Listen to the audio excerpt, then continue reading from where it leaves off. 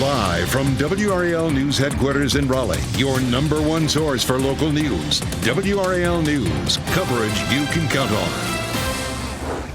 Dangerous Hurricane Milton moving across the Yucatan Peninsula, headed for Florida. We'll talk about what some of the biggest impacts will be to the West Coast. Milton is moving closer to Florida, and the warnings are dire. If you choose to stay in one of those evacuation areas, you're going to die. The race to get out of harm's way as the storm could be one of the most destructive in Florida's recorded history. Also today, we'll learn more about our state's response to the Helene recovery efforts, what the governor is telling people who are in need of running water and electricity. Still more than a week after that storm came through. A lot of work still to be done. It's 6 a.m. right now on your Tuesday. So glad you're making us part of your day. I'm Jeff Hogan.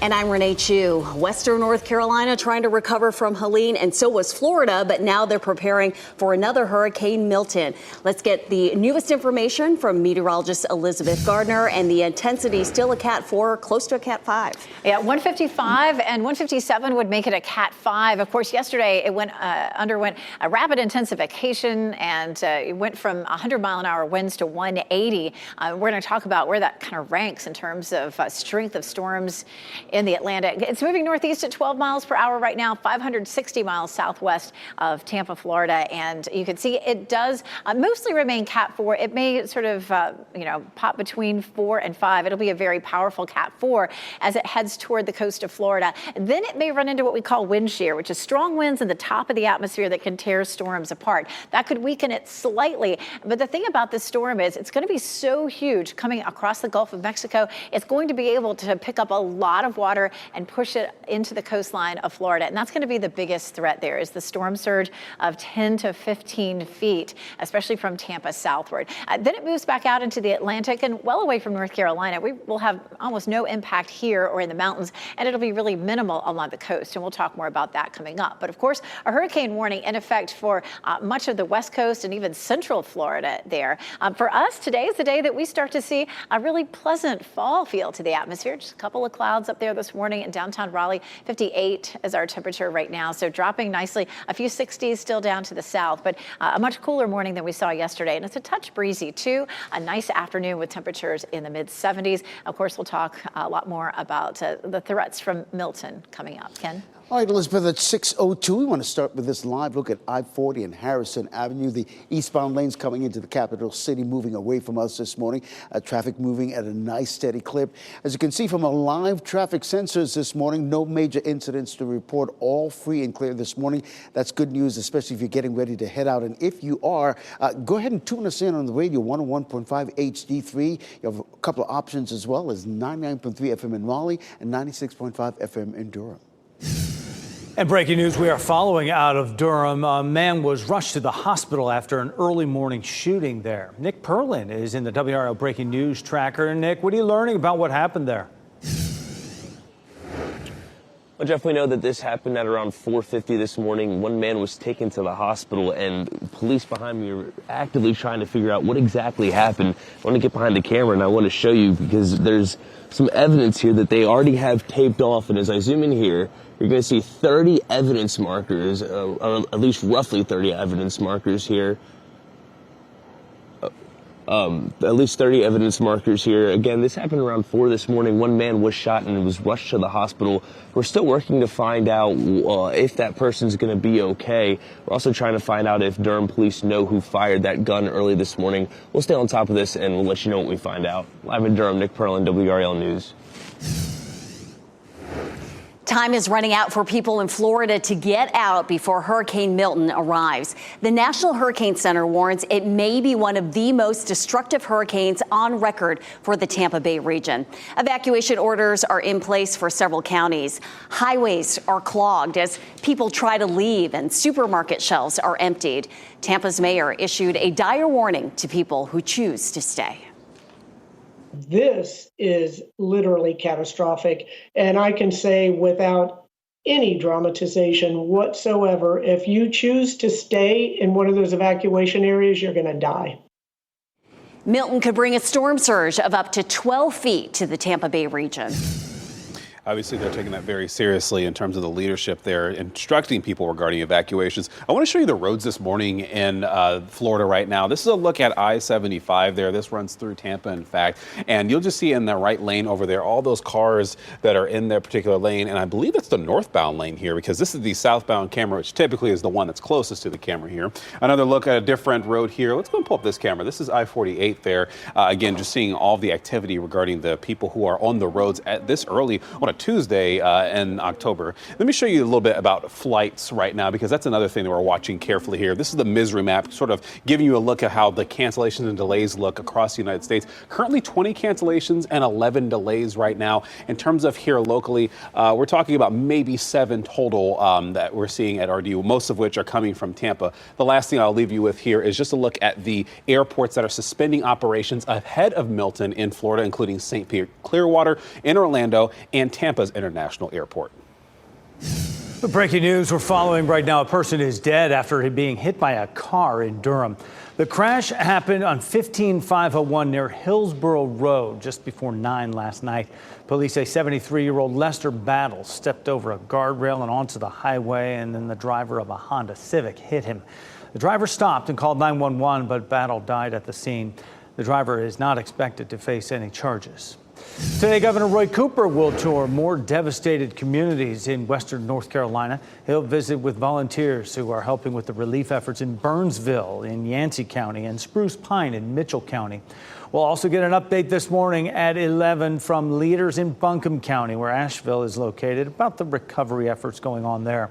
As of this morning, about 119,000 homes remain without power in western North Carolina, and hundreds of people are still unaccounted for.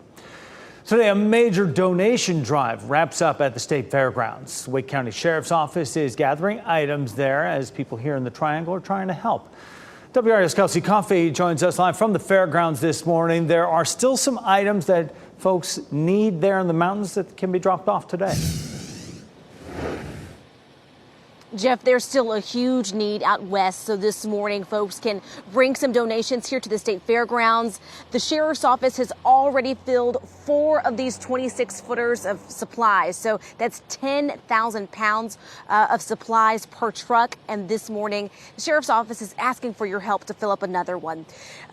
People have been donating here since last Thursday. The Wake County Sheriff's Office is encouraging people to bring non-perishable food items and hygiene products, baby items, and more.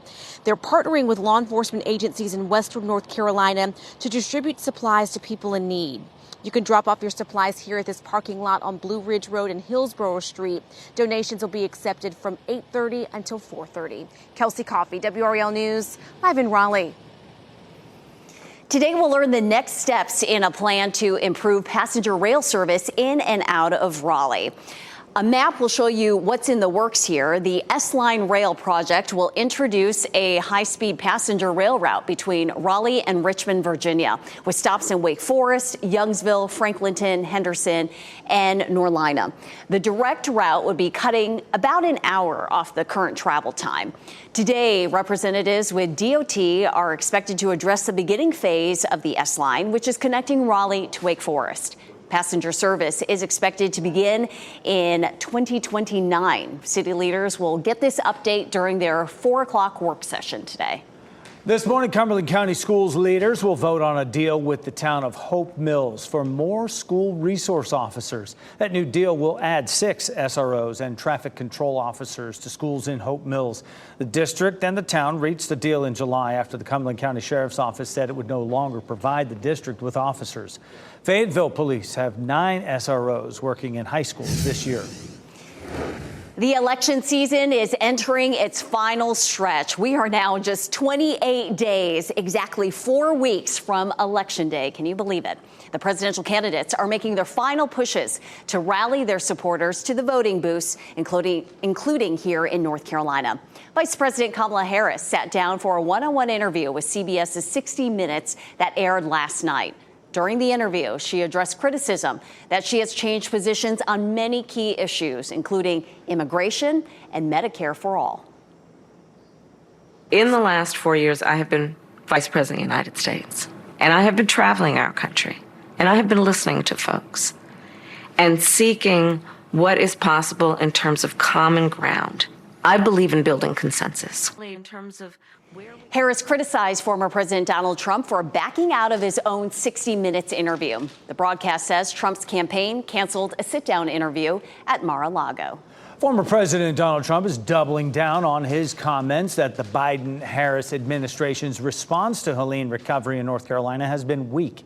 He spoke about it while at an October 7th remembrance event in Miami.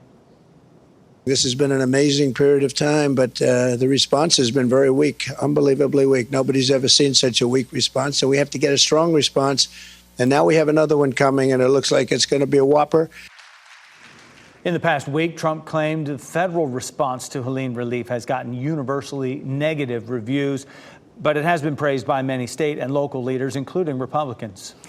Vice presidential nominee J.D. Vance will be in North Carolina this week. He'll be in Greensboro on Thursday. The event is at the Corey Convention Center at 6 p.m.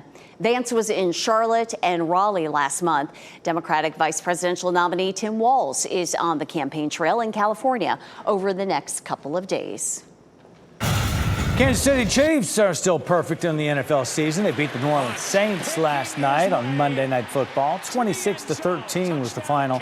Chiefs scored a couple of touchdowns running the football, including one where Travis Kelce took the snap and handed it off to wide receiver Xavier Worthy. The Chiefs are now 5-0 to start the year. And coming up on What's Trending, we'll take a look at the player not named Travis Kelce, who made a big play and has a close connection to Taylor Swift. Small mountain communities in desperate need of repair. We'll take a look at the damage in Chimney Rock and what Governor Roy Cooper has to say about when they will get their aid. And people in Florida bracing for the extremely powerful, dangerous Hurricane Milton, what Florida's governor is saying ahead of landfall. And meteorologist Elizabeth Gardner, you're tracking Milton as well as our local weather here. Yeah, today's the day that we're transitioning to just a really nice fall feel. We take a look at temperatures heading out the door, mostly in the 50s. We'll talk about when you may need a pretty hefty jacket heading out the door. As you get into your car, tune to WRAL News Plus on your radio. In Raleigh on 99.3 FM. In Durham, 96.5 FM. And everywhere on 101.5 HD3.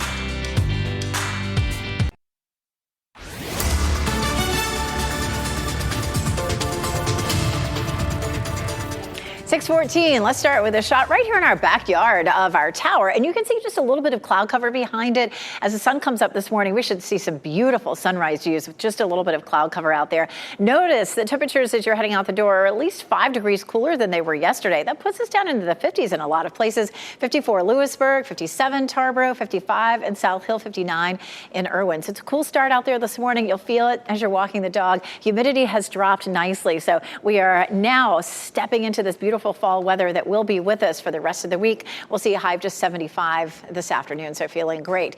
Temperatures will drop, especially as we get into Thursday. I'll show you how chilly it will be, and whether you may need even a coat to come in to work coming up. All right, Elizabeth, happening now in the WRAL Traffic Center. No major incidents to report in any of our major roads, anywhere in the Triangle and surrounding communities. Here's a live look at I-40 and Rock Quarry Road. You can see traffic has definitely picked up, but moving at a nice steady clip in both directions. We're hearing about a crash on Glenwood Avenue and Bluestone Drive. And Jeff, in about 10 minutes, I'll let our viewers know if that's going to affect their morning commute. Ken, thanks for that. For the first time, we are getting an up-close look at the damage in one of the areas the community hit hardest by Helene, Chimney Rock. WRAL was with Governor Roy Cooper as he toured Chimney Rock and Lake Lure yesterday. The neighborhoods are reduced to rubble now after Helene's floodwaters. It's damage that could take years to rebuild. Cooper promised people he met with Monday that aid is on the way. He said getting running water back to those folks is a top priority and will happen on a town-by-town basis. Right now, Hurricane Milton is a dangerous Category 4 storm with Florida in its direct path. This comes as the Gulf region scrambles to clear debris from Hurricane Helene. WRAL's Michelle McConaughey is here now with a warning from officials. And Michelle, they are telling people to take this storm very seriously. They are, Renee. This is a very scary storm. Fears growing in Florida, many under mandatory evacuation orders. And as we've heard Elizabeth mention, Milton will weaken before making landfall on Florida's west coast, but it's still considered a very dangerous storm. The Tampa Bay area could be hit with 10 to 15 feet of life-threatening storm surge. Widespread power outages are likely due to the high winds, and officials in Tampa are warning that if people delay, emergency responders may not be able to get to them until the threat passes. Florida Governor Ron DeSantis is telling residents do not play around with this storm. This is a really powerful storm right now, and even though the forecast is weakened, even if it weakens, it's still going to be a major storm. Don't mess with it. And a big fear this morning, leftover debris from Helene that could become hazardous. The flying debris could become hazardous. Milton expected to move across Florida and out over into the Atlantic by Thursday. President Biden has approved an emergency declaration, and the federal government promising it is ready to respond with more than 900 federal workers on the ground in Florida. Michelle, thanks. And at some point, those federal workers will be spread thin as they are still responding to Helene in several states, including North Carolina. But for Florida, back-to-back hurricanes within a span of less than 2 weeks. First Helene and then Elizabeth Milton. And right now it's in the Yucatan Peninsula. And then Debbie, of course, just around a month or so ago. So, man, you know, it's just heartbreaking to see this happening. It is moving across parts of the Yucatan Peninsula right now, the northern tip of the Yucatan, Cancun, Cozumel. They're about to start to get into some of the stronger winds there. So we're likely to hear a lot of destruction happening here along the Yucatan Peninsula as well. The 5 a.m. advisory had the storm with winds at 155, 157 would be up to Cat 5. Of course, it went well into Cat 5 yesterday and is moving again partially across land, and that may be one of the things that's slowing it down just slightly. Moving northeast at 12 miles per hour, 500 miles away from the Yucatan, from Florida right now. So Category 4 currently. It may move between Cat 4 and Cat 5 over the next 24 hours or so. This is 2 p.m. Wednesday. This is 2 a.m. Thursday. So it's likely to be overnight as it begins to make landfall around the Tampa Bay area. And even though it may weaken to Category 3, that is still a major hurricane with winds at 125. So still capable of a lot of destruction. And here's the thing, because it's going to be such a big, powerful storm before it gets there, it will be able to pull up a lot of water from the Gulf of Mexico and push it onto the coast of Florida. So that storm surge is likely to be the most deadly part of this storm. It moves across Florida and out into the Atlantic. Really hardly any, if any, impact here in our part of North Carolina, and it will be minimal across our coast. Take a look at the central wind speed around the eye of the storm. 5 a.m. yesterday, 100 miles per hour. By 5 p.m. in just 12 hours, already up to 180 yesterday, the third strongest on record. There were a number of storms that tied for second, but just incredible strength from this storm. And of course, now we're back down to 155. Why such rapid intensification? The ocean temperatures, the sea surface temperatures here are well above normal. And so that's the fuel for this storm. And there's no wind shear right now. But as it gets closer to Florida, the wind shear will start to tear the top of the storm off, and that will weaken it considerably. So some of the wind gusts, especially around Tampa, could be at least 90 miles per hour, maybe even stronger. But again, it's that storm surge, 10 to 15 feet, that could cause some of the worst damage that we've ever seen on the west coast of Florida. 5 to 10 inches of rainfall. None of that, of course, in North Carolina. We're going to stay dry all the way through the weekend. Our wind gusts Thursday into Friday, about 15 to 20. And even along the coast, we're talking about 25 to 35 mile per hour winds. What they may see along the coast, though, is some erosion, some rip currents. We'll see some breezy conditions. Western North Carolina will just stay dry and breezy. In contrast here, we're just looking at some beautiful weather. A cool day on Thursday with some cloud cover from Milton, but that's really all we'll see. 68 for the high and the overnight low down into the 40s, Ken. And that's going to be the first time in well over 100 days that we've seen lows in the 40s. Yeah, welcome to fall. Yeah. All right, Elizabeth, thanks. Here's what you can expect. Listen, 10 minutes ago, I told you about a crash on Glenwood Avenue in Bluestone Drive. Well, here it is right here, and we're not picking up any problems on our sensors. This looks like it's in a neighborhood, so really nothing for you to worry about, particularly if you're navigating Glenwood Avenue. Here's a live look at I-40 and Rock Quarry Road. Traffic has definitely picked up, but moving nicely in both directions. Really and truly, if you're getting ready to head out this morning, tune us in on 101.5 HD3. A couple other options as well. If you don't have 101.5 HD3, you can also tune in to us at 99.3 FM in Raleigh and 96.5 FM in Durham. More South Florida airports will be closing today as people try to evacuate ahead of Hurricane Milton. We're going to hear from one Tampa man about his fears of what lies ahead as he landed at RDU. Plus, how country music stars from North Carolina are joining together to help raise money for those impacted by Helene.